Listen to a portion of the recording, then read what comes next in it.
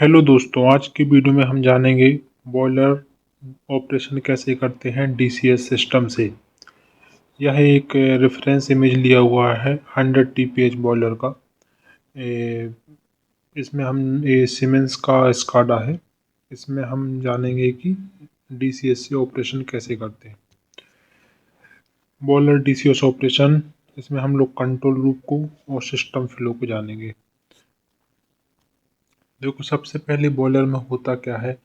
Boiler में हम लोग सिर्फ कम ज़्यादा करते हैं 5 चीज़ों को, जिसमें से सबसे पहला हमारा इनपुट हम लोग क्या देते हैं, कोल फीडिंग देते हैं। दूसरे नंबर पे होता है एयर। तीसरे नंबर पे होता है फीड वाटर। और हमारा आउटपुट क्या मिलता है, फ्लू गैस और स्टीम। तो अल्टीमेटली बॉयलर ऑपरेशन के दौरान जो नॉर्मल बॉयलर ऑपरेशन होता है, उसमें लगभग 98% टाइम हम लोग सिर्फ इन्हीं चीज़ों को कम या ज़्यादा करते हैं। कभी कभी हम लोग वीएफडी के थ्रू करते हैं, कभी डैम्पर के थ्रू करते हैं, लेकिन करते सिर्फ इन्हीं 5 चीज़ों को कम या ज़्यादा है। इसको हम लोग आगे वाली स्लाइड में देखेंगे। देखो, यह एक सबसे पहले है feed water. Feed water control करने के लिए हम लोगों को एफसीवी या फीड कंट्रोल वाल्व दिया जाता है, जिसमें हम लोग सेट पॉइंट डालते हैं ड्रम लेवल का। इसमें जैसे 50% सेट पॉइंट डाला तो यह उसके अकॉर्डिंगली ओपन या क्लोज होगा। इसको हम लोग ये अपने सॉफ्टवेयर में देखते हैं। ये फीड कंट्रोल स्टेशन का दिया हुआ है, ये वाला। इसमें क्या है, एक है 100%, एक है 100% बाईपास, एक है 30%। नॉर्मली 100% लाइन में होता है और 100% बाईपास आइसोलेट होता है और 30% भी आइसोलेट होता है। इसको 30% को हम लोग लाइट अप के दौरान यूज़ करते हैं। और एक और जो फीड कंट्रोल, जो फीड वाटर को हम लोग कंट्रोल करते हैं, वो है एयर टेम्परेचर। जो हमारा टीसीवी होता है, टेम्परेचर कंट्रोल वाल्व, उसके लिए भी हम लोग फीड वाटर लेते हैं। तो फीड वाटर को कंट्रोल करने के लिए हमारे पास दो चीज़ें हैं, एक है एफसीवी और एक है टीसीवी। बस यही है, इसके अलावा कुछ नहीं रहता फीड वाटर को कंट्रोल करने के लिए, कम या ज़्यादा करने के लिए मेनली। और अब दूसरा है कूल फीडिंग। कूल फीडिंग को हम लोग कंट्रोल करते हैं डीसीएफ के थ्रू। डायरेक्ट चेन फीडर रहता है और उसमें पॉकेट फीडर रहता है। ये जनरली ऑटो में होता है। इसको हम लोग सिर्फ इसको अगर सेट पॉइंट डालेंगे तो सभी ऑटो में अपना फिक वीएफडी के थ्रू कम या ज़्यादा होता रहेगा। तो दूसरा हो गया कोल फीडिंग। कोल फीडिंग को हम लोग कम या ज़्यादा करने के लिए सिर्फ यही चीज़ है और दूसरा कोई चीज़ नहीं है। ये सॉफ्टवेयर देखने में बहुत ही कॉम्प्लिकेटेड लगता है, लेकिन यह बहुत ही इजी होता है इसको ऑपरेट करना। नॉर्मल ऑपरेशन की बात कर रहा हूँ मैं, बाकी ट्रबल शूटिंग में थोड़ा प्रॉब्लम आता है, लेकिन नॉर्मल ऑपरेशन जो 98% टाइम हम लोग करते हैं वो यही होता है। तीसरी चीज़ है एयर फ्लो। एयर फ्लो हम लोग कंट्रोल करते हैं एफडी फैन से। डैम्पर, या तो डैम्पर ऑपरेटेड एफडी फैन होता है, या कहीं कहीं जो वीएफडी के थ्रू हम लोग इसको ऑपरेट करते हैं। एफडी फैन का काम होता है फर्नेस को एयर रिच बनाना।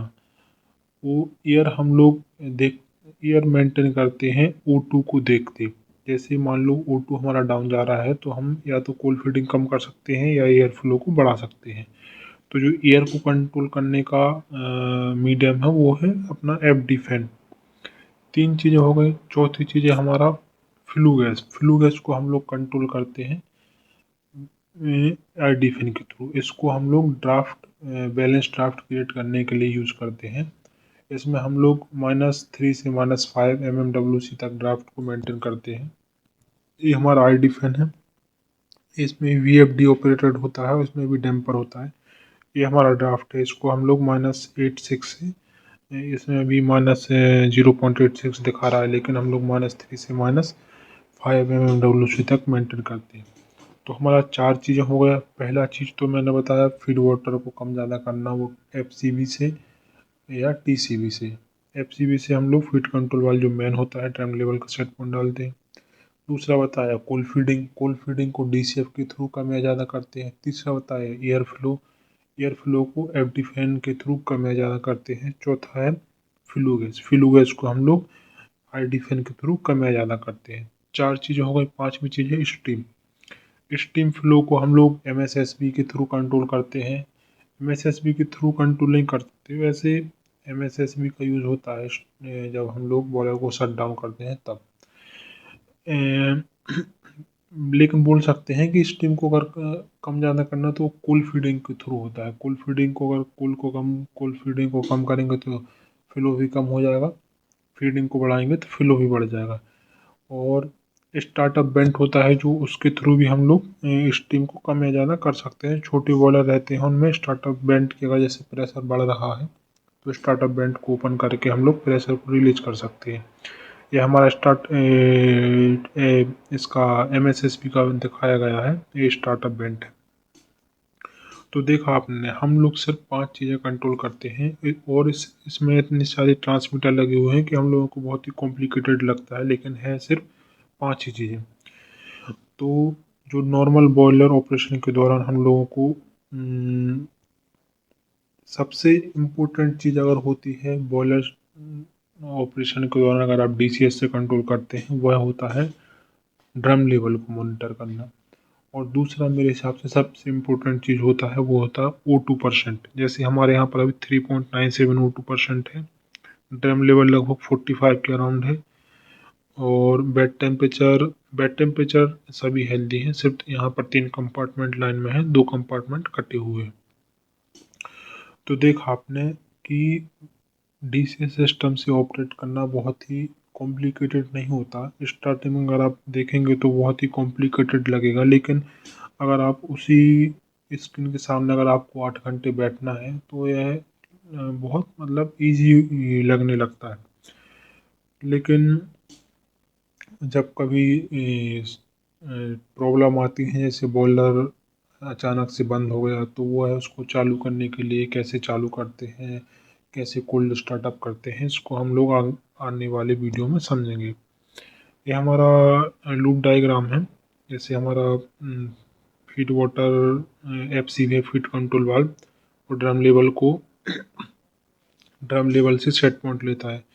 स्टीम जनरेशन एमएसएसपी से है, DCF cold feeding, RD fan, FD fan, furnace के फ्लू गैस को मेंटेन करते हैं आरडी और एफडी बैलेंस ड्राफ्ट क्रिएट करने के लिए। ठीक है, अगर आपको ये वीडियो इन्फॉर्मेटिव लगा हो तो प्लीज़ लाइक कीजिए, कमेंट में अगर कोई क्वेश्चन हो तो क्वेश्चन ज़रूर पूछिएगा। धन्यवाद।